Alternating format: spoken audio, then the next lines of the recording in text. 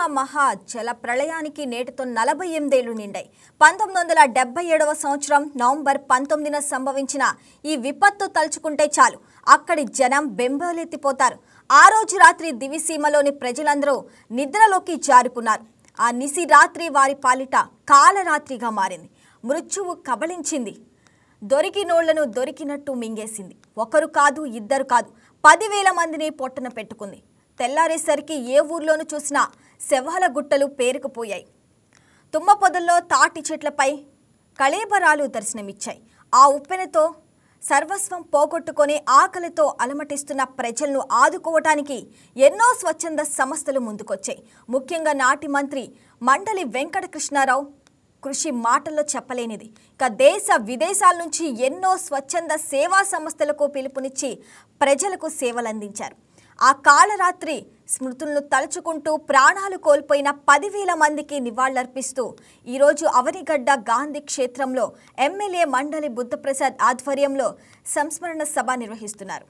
రైట్గా దీనిపై మరింత సమాచారం మా స్పెషల్ కరెస్పాండెంట్ కృష్ణారావు లైవ్లో అందజేస్తారు. కృష్ణారావు,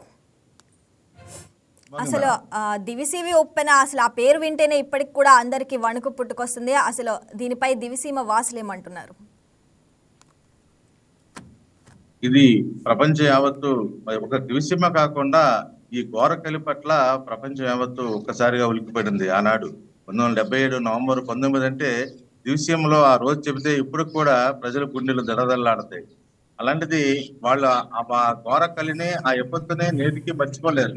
ప్రతిరోజు నవంబర్ 19న ఎన్నో గ్రామాలు ఆ చీకటి రోజులను గుర్తు చేసుకుని చాలా ఒక చింతన, భయము, ఆందోళన వాటితో ఆ రోజు సంభవించేటువంటి ఆ ఘోరకలి పట్ల ఇవాళకి కూడా ఆ భయాందోళనలు ఇవాళకి 48 సంవత్సరాలు వచ్చినాయి. ఈ 48 ఏళ్లలో కూడా ఏ ఒక్క సంవత్సరం కూడా ఈ రోజు తలుసుకోకుండా ఈ రోజున ఆ రోజు జరిగినటువంటి ఆ ఘోరాన్ని గుర్తు చేసుకోకుండా మాత్రం దివిసీమ వాసులు అయితే ఉండరు. శ్రావణి, కృష్ణారావు, అసలు అంతటి ఘోర విపత్తు ఎలా జరిగింది? అసలు ఎలాంటి నష్టం వాటిల్లింది ఆ సమయంలో? ఆ ఘోరకలిని అప్పుడున్న టెక్నాలజీని బట్టి అంచనా వేయలేపారు. వాతావరణ శాఖ ఈ రోజుల్లాగా వర్షం కానీ, తుఫాన్లు కానీ, వాయుగుండాలు కానీ ముందస్తు సమాచారం ఉంటుంది. అప్పట్లో అలాంటి టెక్నాలజీ మనకు లేకపోవటం వలన ఈ 1977 తుఫాను హెచ్చరికలు ఏమాత్రం కూడా ప్రజలకి లేకపోవడంతో అది ఒక వాతావరణంలో మార్పు, వర్షం అనుకున్నారు.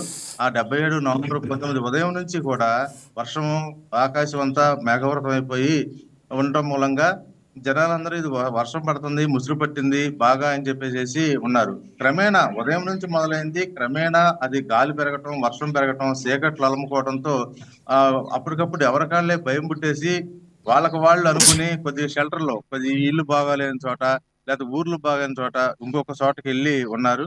ఎంత ఎంత పటిష్టమైన చోటకు ఉన్నప్పుడు కూడా ఆ రాకాసి అలలు ఏదైతే సముద్రం రాత్రి అయ్యేసరికి ఈ తీవ్రత మారిపోయి రాత్రికి తాడి చెట్టు అంత ఎత్తు, అంటే ఒక తాడి చెట్టు ఎంత ఎత్తు ఉండదో అంత ఎత్తున అలలు వచ్చేసాయి. దాదాపు ఒక 15 కిలోమీటర్ల మేర వచ్చి ఆ దివిసీమలో ఉన్నటువంటి నాగాలంక, కోడూరు ఈ మండలాలని ఎక్కువ ఊర్లను తుడిచిపెట్టుకుపోయింది. అక్కడంతా కూడా తెల్లారి చూస్తే అంతా కళేబరాలు అవి ఉన్నాయి. ఈ ప్రాణ నష్టంతో పాటు ఆస్తి నష్టం, పశువు నష్టం, ఆ నష్టాన్ని అంచనా వేయడానికి కానీ లేకపోతే ఆ శవాలను చూడటానికి కానీ ఎవరికి కూడా మనసు అంతా కూడా ఒళ్ళంతా కూడా ఇదే జలధరించేటువంటి పరిస్థితి. ఆ పరిస్థితిని ఆ రోజుని అలాంటి ఊహించని పరిణామంతో గాయపడిన దివిసీమకి ఈ రోజు కూడా ఆ గాయం అలాగే ఉండిపోయింది. ఎందుకంటే 10,000 మంది ఆప్తుల్ని కోల్పోయిన దివిసీమ కోలుకోని పరిస్థితిలోనే ఇప్పటికీ కనిపిస్తుంది. శ్రావణి, కృష్ణారావు, మరి అసలు దివిసీమ లేదా మచిలీపట్నంలో అసలు ఈ ప్రాంతాల్లో తరచు తుఫాన్లు రావడానికి ఏంటంటారు కారణాలు? ఇది ముఖ్యంగా బంగాళాఖాతం ఒడ్డున అటు దివిసీమ గానీ, మచిలీపట్నం గానీ, బంగాళాఖాతం ఏదైతే సముద్రం ఉందో ఈ బంగాళాఖాతం ఒడ్డునే ఈ ప్రాంతాలు ఉన్నాయి. కాబట్టి ఈ రోజు 77 కంటే ముందు కూడా దాదాపు ఒక 500 సంవత్సరాల నుంచి 5 శతాబ్దాల నుంచి కూడా ఈ ప్రాంతం తరచు ఉప్పెనులు, తుఫాన్లకి గురవుతున్నాయి. వేలాది మంది ప్రాణాలు కోల్పోతున్నారు. మనకి ఈ చరిత్ర మచిలీపట్నంలో ఈ తుఫాన్లు, విపత్తులు, ఈ మరణాలు పరిశీలిస్తే కనుక ఇక్కడ 1600 శతాబ్దం నుంచి కూడా 1600 శతాబ్దంలో 1679లో ఒకసారి వచ్చింది ఉప్పిన, ఇదే స్థాయిలో వచ్చింది. అప్పుడు కూడా వేలాది మంది ఈ ప్రాణాలు కోల్పోయారు. ఆ తర్వాత 1700 శతాబ్దంలో కూడా వచ్చింది. ఇదే కరెక్ట్ గా 100 ఏళ్ళకి ఒకసారి వస్తాయి. ఇక్కడ 100 ఏళ్ళకి ఒకసారి ఘోరమైనటువంటి విపత్తు, భయంకరమైనటువంటి తుఫాన్లు వస్తాయి. 1600 శతాబ్దంలో వచ్చింది, అలాగే 1778లో వచ్చింది. అప్పుడు కూడా 12 అడుగుల ఎత్తున ఆకాశాలలో వచ్చి మచిలీపట్నం విరుచుకుపడినాయి. ఆ తర్వాత 1864 ఇది మెయిన్ గా, ఇది చాలా ఘోర విపత్తు. 1977లో వచ్చిన తుఫానికి 10,000 మంది మాత్రం చనిపోతే, ఈ 1864లో వచ్చిన ఉప్పెనికి మచిలీపట్నంలో 30,000 మంది చనిపోయారు. అప్పుడు పెద్ద ఎత్తున అలలు వచ్చి మచిలీపట్నాన్ని విడిచిపెట్టిపోతే అప్పట్లో 30,000 మంది, 1864లో 30,000 మంది చనిపోతే, అప్పటి నుంచి కూడా ఈ ప్రాంతం అంతా కూడా ఈ ఉప్పెన్ల పట్ల వీటి పట్ల భయపడిపోయి అభివృద్ధి కూడా దూరం అయిపోయేటువంటి పరిస్థితి ఈ తుఫాన్ల మూలంగా, ఈ కడలి చేసేటువంటి విపత్తుల వల్ల ఇక్కడ ఈ కడల మూలంగా ప్రకృతి అందాలు ఉన్నాయి, సారవంతమైన నేలలు ఉన్నాయి, అదే స్థాయిలో ఈ భయంకరమైనటువంటి ఇది ఉన్నాయి. ఆ మూడింటి తర్వాత ఘోరమైన విపత్తు 77లో సంభవించింది. అది దివిసీమ ఉప్పెన. ఈ విధంగా చూసుకుంటే గత 5 శతాబ్దాల నుంచి కూడా ఈ ప్రాంతంలో తరచు ఉప్పెనలు, తుఫాన్లు గురి కావడం, ప్రాణ నష్టం, ఆస్తి నష్టం సంభవించడం యథావిధిగా కొనసాగుతుంది. దీన్ని ఒక భౌగోళికంగా ఇక్కడ ఉన్న కృష్ణారావు పరిస్థితులు, మరి ఇక్కడ సముద్రం ఒడ్డున ఉంటాం, సముద్రం ఈ భూమట్టం మీద సముద్ర మట్టం కొద్దిగా ఎత్తుగా ఉంటాం, అలలు గాని తుఫాన్లు గాని రావటానికి వాయుగుండాలు, నల్లపెండలు ఎక్కువగా ఇక్కడ సంభవించడం, వీటి మూలంగా ఈ ప్రమాదాలు అయితే ఈ ప్రాంతంలో జరుగుతున్నాయి శ్రావణి. కృష్ణారావు మరి అసలు అప్పుడు నాటి మంత్రిగా ఉన్న మండలి వెంకట కృష్ణారావు ఆ ఉప్పెన అంతరం ఎలాంటి సహాయక చర్యలు చేపట్టారు? ఈ దివిసీమ ఉప్పెన 1977 నవంబర్ 19న జరిగితే, నవంబర్ 20న ఇది వెలుగులోకి వచ్చింది. అంటే 19 పగలు గాని 19 రాత్రి గాని దీన్ని ఎవరు కూడా గ్రహించలేకపోయారు. ఎవరి కాళ్ళే ఏ గ్రామాన్ని ఈ వర్షం పడుతుంది, గాలి వస్తుంది, గాలి వాన, తుఫాను, ఈ ఉప్పుని వస్తుంది అని గ్రహించలేకపోయారు. అది క్రమేణా పెరిగి ఆ ప్రాణాలు కోల్పోయిన తర్వాత తెల్లారి 20వ తారీఖున ప్రపంచానికి తెలిసింది. ప్రపంచానికంటే ఆ ప్రాంతంలో దివిసీమలో ఆ ఊర్లో చనిపోయారు, ఈ ఊర్లో చనిపోయారు అని.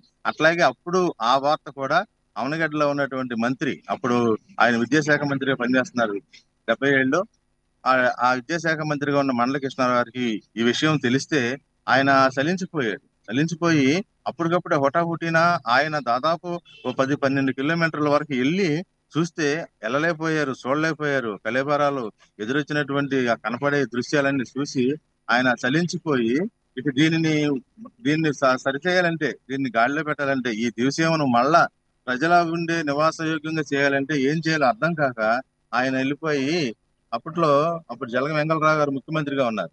ఈయన వెళ్ళిపోయి రాజీనామా చేసేసి నేను ప్రజాసేవ చేయాలి, మా దివిసీమలో జరిగిందంటే అప్పుడు తెలిసింది ప్రపంచానికి. ఈయన హైదరాబాద్ లో మీడియా సమావేశం ఏర్పాటు చేసి చెబితే అప్పుడు ప్రపంచానికి తెలిసి, అప్పుడు ఆయన వచ్చేసిన తర్వాత ఆయనకి ఆ విద్యాశాఖతో పాటు ఈ పునరావాస శాఖ మంత్రి గారు ఆయనకే ఇచ్చి, అప్పుడు ఆ దివిసీమని బాగు చేసి పునరావాసంగా తీర్చిదిద్దే బాధ్యత కూడా అప్పగించారు.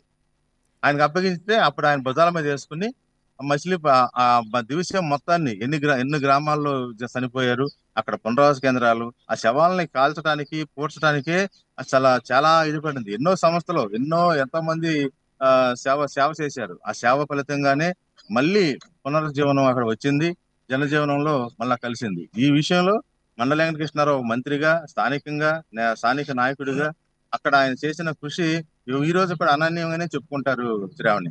కృష్ణారావు మరి ఈ రోజు అవనిగడ్డలో అయితే 10,000 మందికి కూడా నివాళులు అర్పిస్తూ కూడా సంస్మరణ సభ అయితే ఏర్పాటు చేశారు. అసలు ఆ సభ ప్రత్యేకతలు ఏంటి? ఇప్పుడు వాస్తవంగా ఈ మండలి వెంకటకృష్ణారావు చెత్త జయంతి ఉత్సవాలు అయితే ఇప్పుడు జరుగుతున్నాయి కదా, మొన్న ఆగస్టు నుంచి కూడా జరుగుతున్నాయి. ఆయన చెత్త జయంతి ఉత్సవాల్లో ఈ రోజు అంశం ఏదైతే ఈ 1977 ఉప్పెన ఉందో, దివిసీమ ఉప్పెన, ఇది ఆయన జీవితంలో గాని ఆయన మైలేజ్ లో గాని ఇది ఒక మైలురాయి. కాబట్టి దీన్ని బేస్ చేసుకుని ఈ 10,000 మందికి నివాళులు అర్పించడం అనేది ప్రతి సంవత్సరం ఆనవాయితీగా అవనగట్ల జరుగుతుంది.